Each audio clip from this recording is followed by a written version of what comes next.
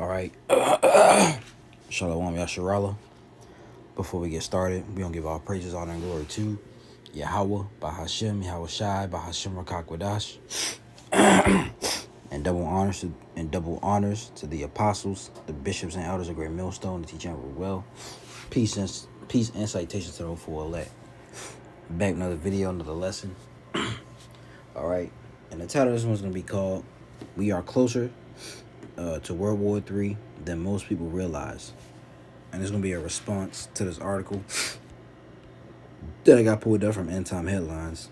I shortened the title, of course, but it says, "We are closer to all-out war in Europe, in Asia, and in the Middle East than most people realize." All right. And it says, which is really, World War III, right? It reads, "We are at one of the most pivotal moments in human history. Decisions that are being made now will have very serious implications for every man, woman, and child on the entire planet. We have entered a time of wars and rumors of wars, and we have seen so much death and destruction over the past couple of years. But now a new administration is in control in Washington, and we have reached a fork in the road. Will global leaders take advantage of this small window of opportunity to establish peace, or will they choose all-out war? And peace will not be coming to this world." All right, let's get a quick one, real quick. Is it 10? This one in 10 in Luke, but this is Matthew 10:34. "Think not I am come to send peace on earth. I am come not to send peace," right? I'll read it again. "I came not to send peace, but a sword." All right, so the Lord's not bringing peace to this world. All right, it'll be a sword, division. So it says, "The good news is that U.S. officials are talking with the Russians for the first time in a long time. On Monday, Marco Rubio traveled to Saudi Arabia and is expected to be talking with Russian Foreign Minister Sergei Lavrov about Ukraine while he is there. U.S. Secretary of State Marco Rubio arrived in Saudi Arabia on Monday, and Russian Foreign Minister Sergei Lavrov was on his way to the country, amid expectations that peace talks on ending the war in Ukraine are about to begin. This is a very positive development, but negotiations with the Russians will certainly not be easy. For one thing, the Ukrainians and our European allies are demanding that the Russians make territorial concessions, and the Russians are completely ruling that out." Russian Foreign Minister Sergei Lavrov on Monday ruled out territorial concessions to Ukraine, setting out a tough opening stance on the eve of talks on Tuesday with U.S. President Donald Trump's team in Saudi Arabia. Trump said after a call with Russian President Vladimir Putin on Wednesday that the two sides will begin talks amid talks aimed at ending the war in Ukraine. "The Russians are winning the war and having been steadily moving forward in recent months. They see absolutely no need to give any territory that they have captured back. The longer the Ukrainians wait to make a deal, the more territory they will lose."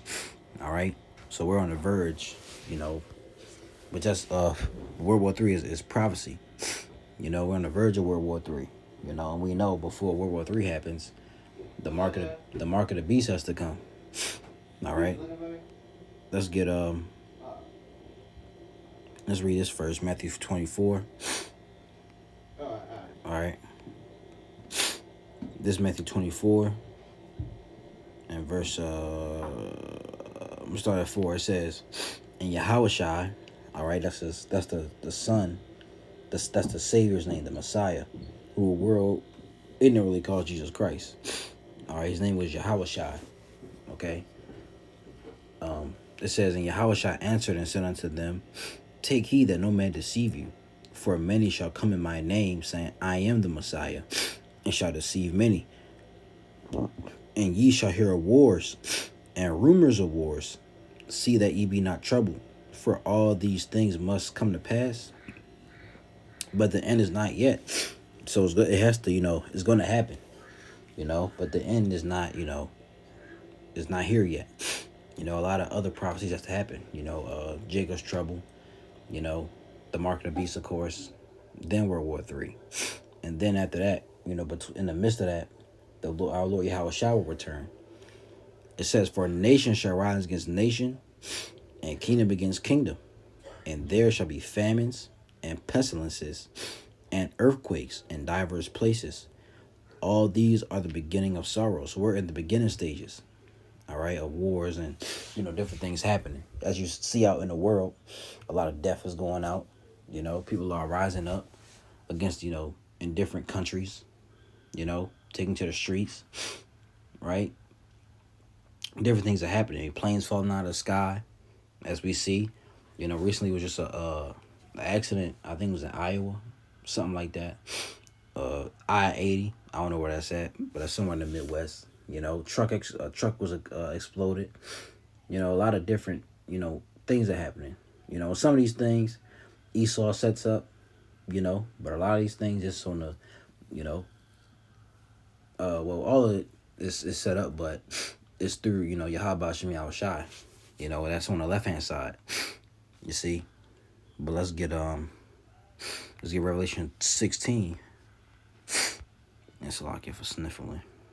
Revelation 16:12, and it reads, and the sixth angel poured out his vial upon the great river Euphrates, and the water thereof was dried up, that the way of the kings of the east might be prepared. You see? And it'll show you.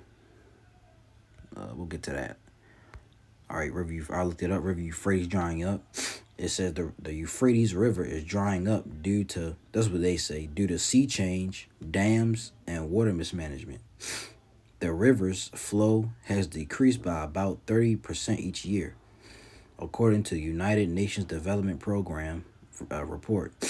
And this is what, of course, what they say. Let's look at some images. They got a before and after. All right. So before it was bigger. Now it's getting small. You see? So, there's biblical prophecy. This was back in May 5th, 2020. All right. That's 2021. You see, decreasing in the size. And now it's probably even worse. Let's even get a picture of 2025 or 2024. Let's see. I don't know how recent this is, so you can't be too sure. But anyway, it's drying up, and it's going to make way. Matter of fact, let's keep reading on this, Salakia. Let's read it again. Revelation 16:12. And the sixth angel poured out his vial upon the great river Euphrates, and the water thereof was dried up, that the way of the kings of the east might be prepared. Right? And I saw three unclean spirits like frogs come out of the mouth of the dragon, and out of the mouth of the beast, and out of the mouth of the false prophet. Right? And these are the three city-states. All right? America, not America. Washington, D.C., all right, London, England, and the Vatican, Rome. Which all represent, Washington, D.C. represents the military power. London, England represents the financial power. And the Vatican represents the spiritual power, the religious power, right? For they are the spirits of devils working miracles. They all have some type of hand in this, right? Which go forth unto the kings of the earth and of the whole world, to gather them to get Salakia, to gather them to the battle of that great day of power almighty. Behold, I come as a thief. Blessed is he that watcheth and keepeth his garments. All right, your garment is this truth. All right, if you don't have this truth, it says, lest he walk naked and they see his shame. You don't have this truth. All right, you walking naked. All right. And he gathered them together into a place called in the Hebrew tongue, Har-Magawwan. All right, which is in, let's get Joel 3. Joel 3.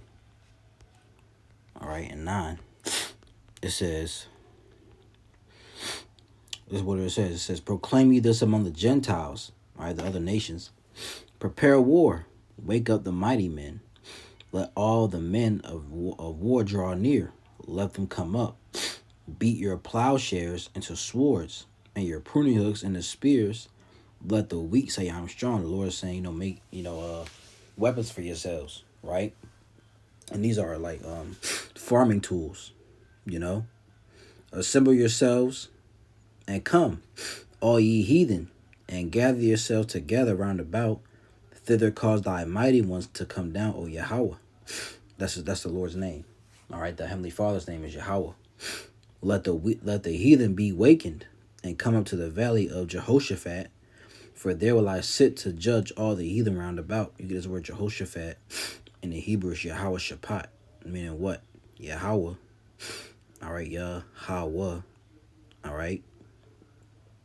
Yahweh Shaphat, meaning what? Yahweh has judged, right? This right here means, this is Shaphat in the Hebrew, to judge, govern, vindicate, punish.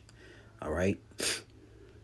So that's the name. Down here it says symbolical name of a valley near Jerusalem, which is the place of ultimate judgment.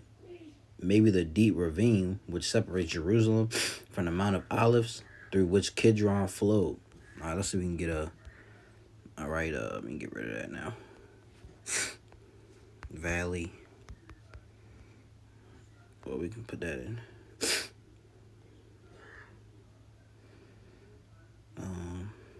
No.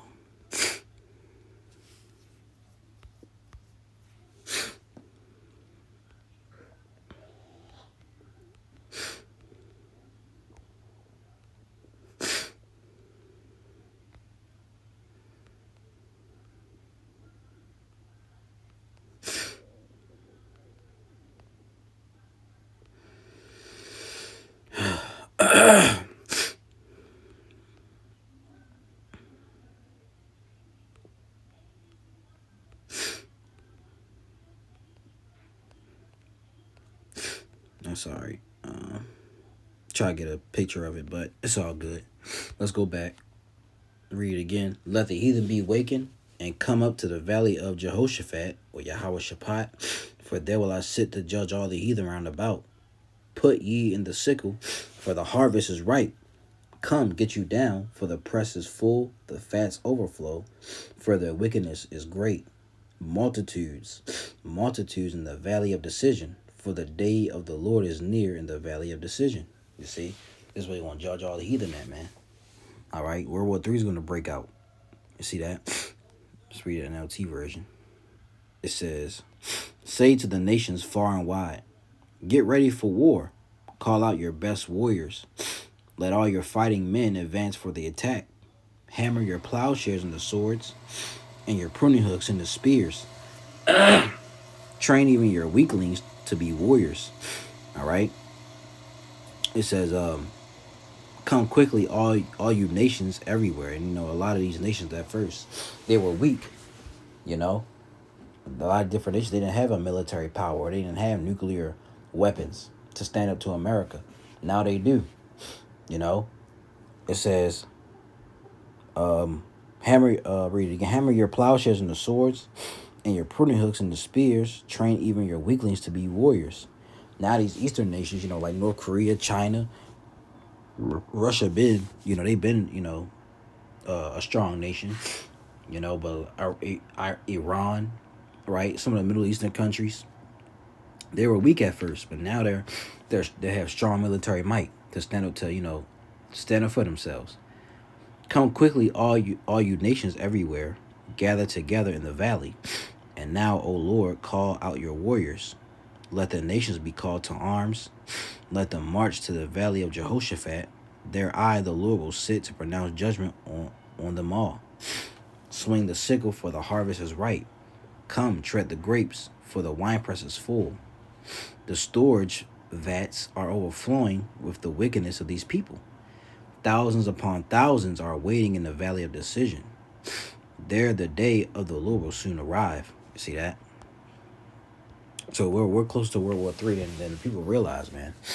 All right, and also where World War III comes, it's gonna be a draft. A lot of these people over here, men and women, gonna get drafted to that, to that war, man.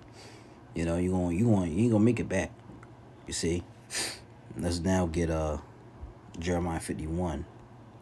Matter of fact, before we get that, let's get Ezekiel 38. Okay, Ezekiel 38:1, right? And the word of the Lord Yahweh came unto me, saying, Son of man, set thy face against Gog, the land of Magog, the chief prince of Meshech and Tubal, and prophesy against him, which is Russia, right? And say, Thus said the Lord power, behold, I am against thee. See that? The Lord's against thee. There he is against, Russia. But he's going to use them for biblical prophecy, right? I am against thee, O Gog, the chief prince of Meshech and Tubal. And I will turn thee back, and put hooks into thy jaws, and I will bring thee forth, and all thine army, horses and horsemen, all of them clothed with all sorts of armor, even a great company with bucklers and shields, all of them handling swords. Persia, which is Iran, Ethiopia, and Libya, with them, all of them with shield and helmet. Gomer and all his bands, the house of Togarmah, of the north quarters, and all his bands, and many people with thee. Be thou prepared, and prepare for thyself, thou and all thy company, that are assembled unto thee, and be thou a guard unto them. You see, so Russia's going to be a guard unto these nations. All right, and I pulled up an image, right? This is Russia, Gog and Magog, Gomer, Togarmah, which is Turkey. All right, Libya, Ethiopia. Okay, Iran is Persia. You see that? So this is what's about to happen, man. You see, it's gonna get to a point where these nations are not gonna, they're gonna invade Israel and take out those Edom,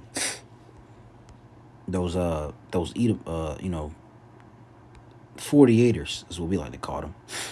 Ezekiel 36:5, it says, Therefore thus saith the Lord power, surely in the fire of my jealousy have I spoken against the residue of the heathen, and against all Idumea, which have appointed my land into their possession, with the joy of all their heart, with the spiteful minds to cast it out for a prey. So these heathen, those Palestinians and those so-called Arabs and Esau, they're inhabiting the land right now.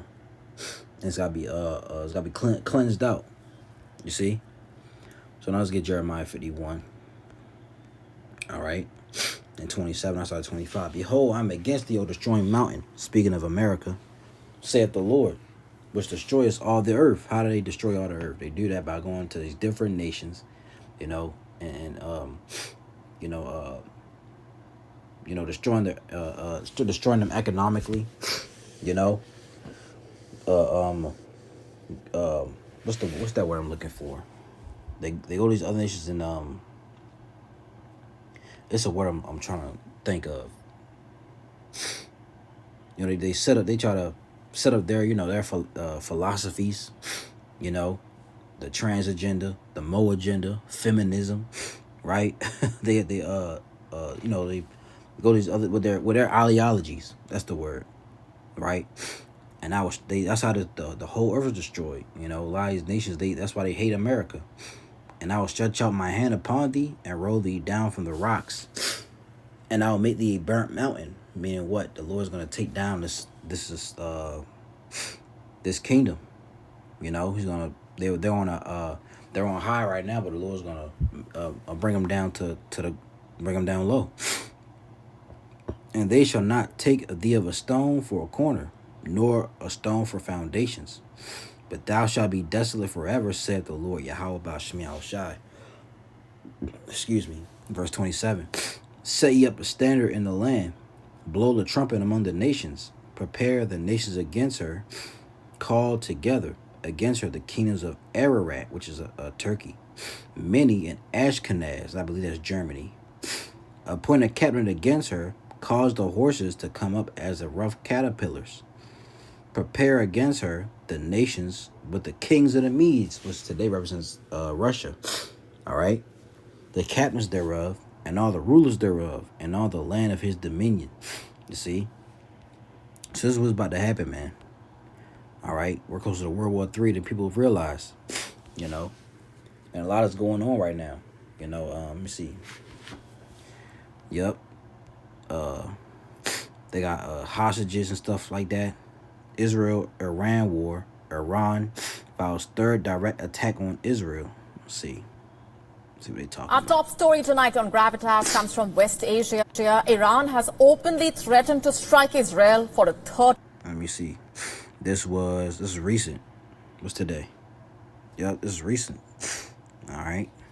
So let's listen in. I'll play a couple minutes of it. Time. A direct warning from Tehran, not just meant for Israel, but also for the US and the fragile ceasefire in Gaza, that any collapse of the deal would lead to a huge conflagration. According to a high-ranking... Our top story tonight on Gravitas comes from West Asia. Iran has openly threatened to strike Israel for a third time.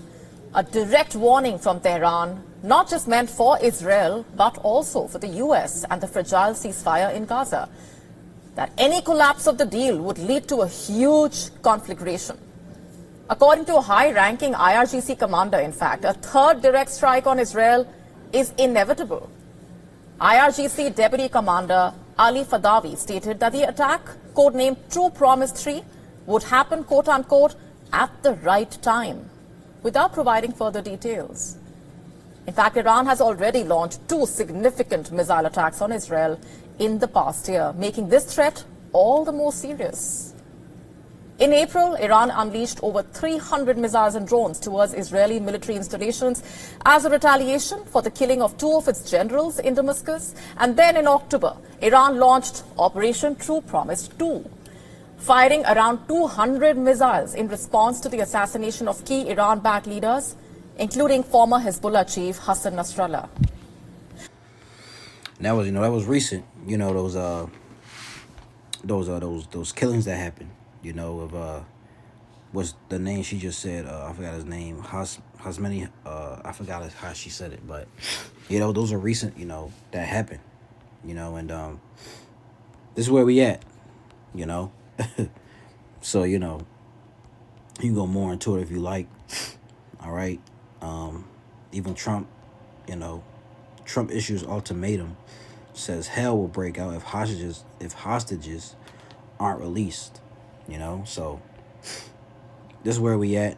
World War III is on the way, and it's a part of prophecy. So we almost out of here a little when we have that number, man. But we gotta continue to endure, continue to pray, and continue to watch. So Lord, when you was edified, we'll give all praises, honor, and glory to Yahweh, Bahashem, Yahweh Shai, Bahashem Rachakwadash, and double honors to the apostles, the bishops, and elders of Great Millstone that teach and rule well. Peace and citations to the hopeful elect. Those who was edified. Until next video, I'm going to say, Shalom.